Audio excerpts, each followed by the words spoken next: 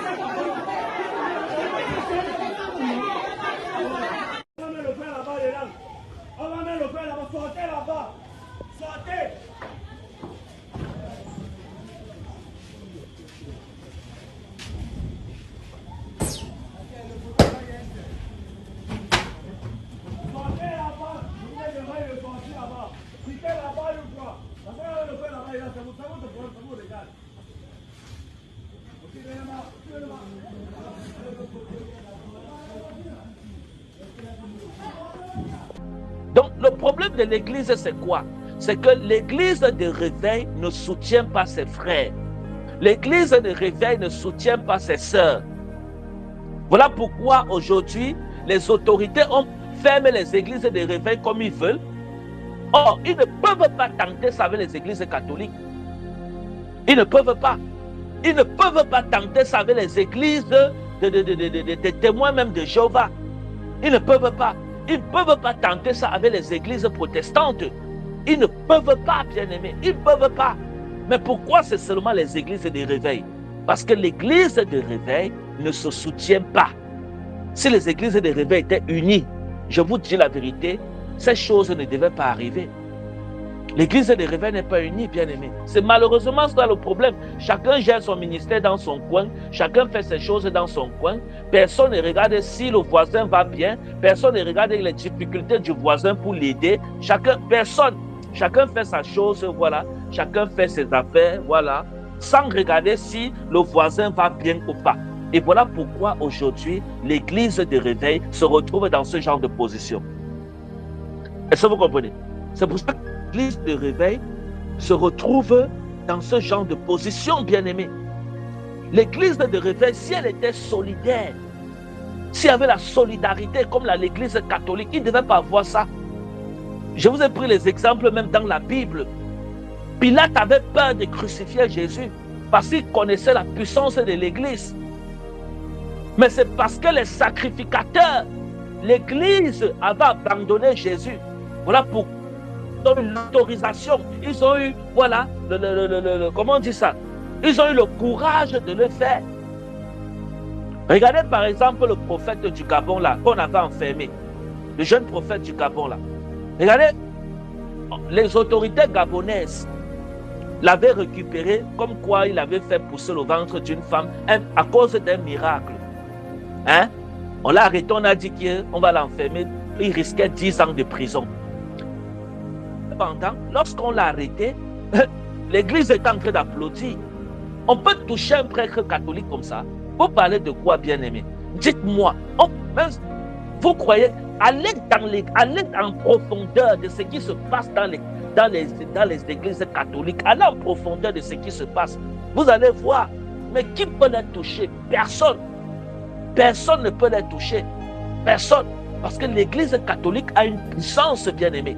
L'église catholique s'est imposée dans le monde entier. L'église protestante également, ils se sont imposés dans le monde entier. Et ils sont soudés, bien-aimés. Ils sont soudés comme ça. Ils ne sont pas comme les églises de réveil. Hein? Lorsqu'on a arrêté le prophète du Gabon, qu'est-ce qui s'est passé, bien-aimé? L'église, c'est l'église qui est en train de dire à l'État gabonais que crucifiez-le, crucifiez-le, crucifiez-le, c'est un faux prophète, crucifiez-le, crucifiez-le. L'église, hein, c'est l'église du Gabon, les frères, les sœurs en Christ du Gabon, hein, que je voyais dans les réseaux sociaux, dans les chaînes de télévision, qui disaient que crucifiez-moi le prophète là, crucifiez-le, crucifiez-le. Les pharisiens du temps moderne, bien-aimés, Il disait crucifiez-le. Hein? Or, si l'église du Gabon se levait contre les autorités, vous croyez qu'on devait envoyer le prophète en prison? Il a fait c'est combien de mois en cellule ou en prison? C'est 6 mois, c'est combien? Vous croyez que le nombre de temps là, il devait faire ça là-bas? Jamais. Pourquoi? Il a fait ce nombre de temps même en prison. Pourquoi? Parce que l'église l'avait abandonné. Si l'église se levait vraiment contre les autorités là, vous croyez qu'il devait faire même le nombre de temps qu'il a fait en prison là? Non. Je vous ai pris l'exemple sur les prêtres catholiques, sur les prêtres protestants. Hein? Qui peut les toucher? Qui peut les toucher? Montrez-moi un seul prêtre, quel qu'en soit ce qu'il fait, qu'on a déjà arrêté enfermé en prison. Montrez-moi un seul. Qui peut les toucher?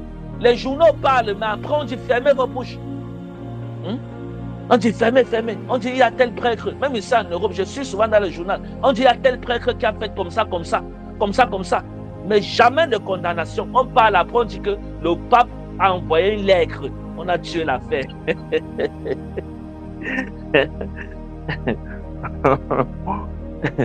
On dit le pape a envoyé une lettre. Dès que le pape envoie la lettre, là, c'est fini.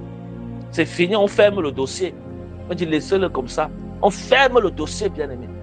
C'est cette solidarité qui manque à l'église de réveil. Je vous dis la vérité. C'est cette solidarité. Regardez le prophète du Gabon là. Et à cause de ça, quand je priais même pour lui, hein, j'avais dit ici en direct que Dieu va dissoudre le royaume, le règne de M. Ali Bongo là. Ça même pas, quand on a libéré le prophète là, je ne sais même pas si ça a fait 3 mois, 6 mois. Il y a eu coup d'État au Gabon. Hein? Il y a eu coup d'État. Mais quand je priais, je disais ça, les gens, les Gabonais, hein, étaient là pour dire que toi qui vas aller en prison, ses propres frères Gabonais. Hein. Moi, je ne suis même pas un Gabonais, moi, je suis un Camerounais. Je prie pour votre frère Gabonais. Vous venez m'insulter. Vous voyez comment, quand il vous dit que l'homme noir est méchant, vous ne comprenez pas. L'homme noir est très méchant. Le projet de l'homme noir envers son frère, c'est de voir son frère périr. C'est tout. C'est de voir son frère périr. C'est la volonté qui est dans le cœur de 90% des hommes noirs.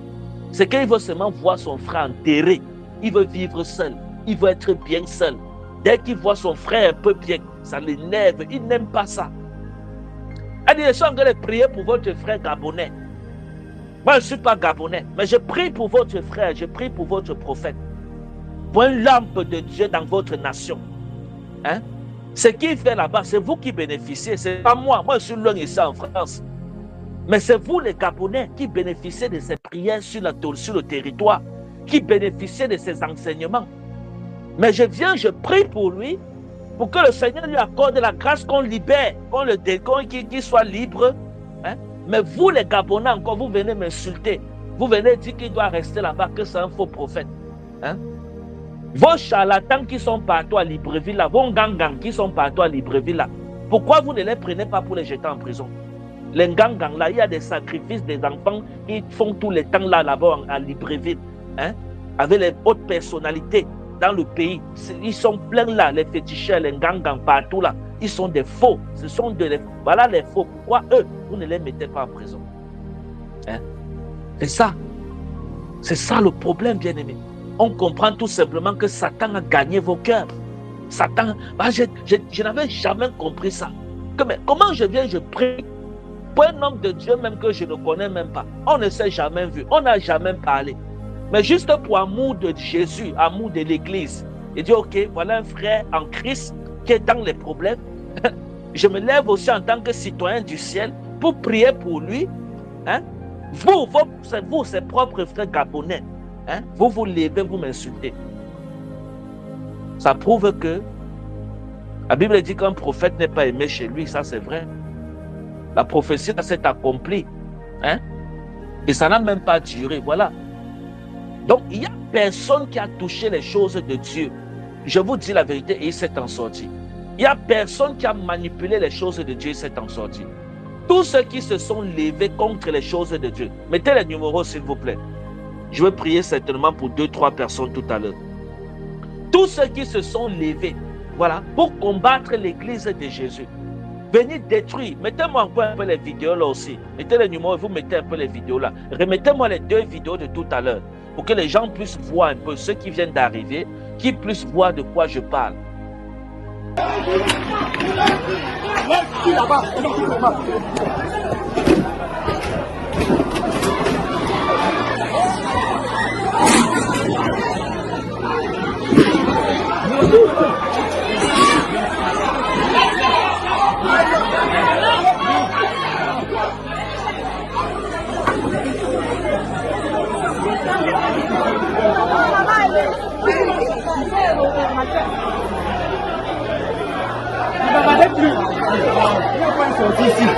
Non,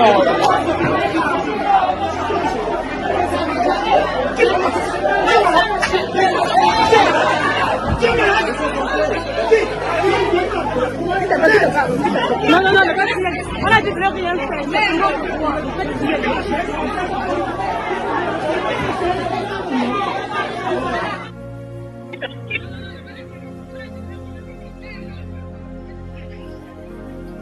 Est-ce que, mettez aussi, On va mettre le pain là-bas, sortez là-bas.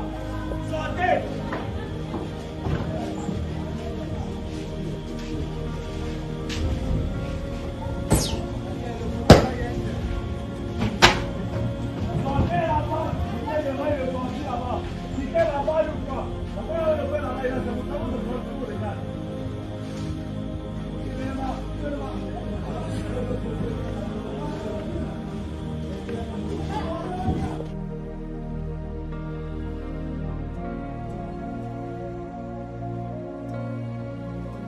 voilà.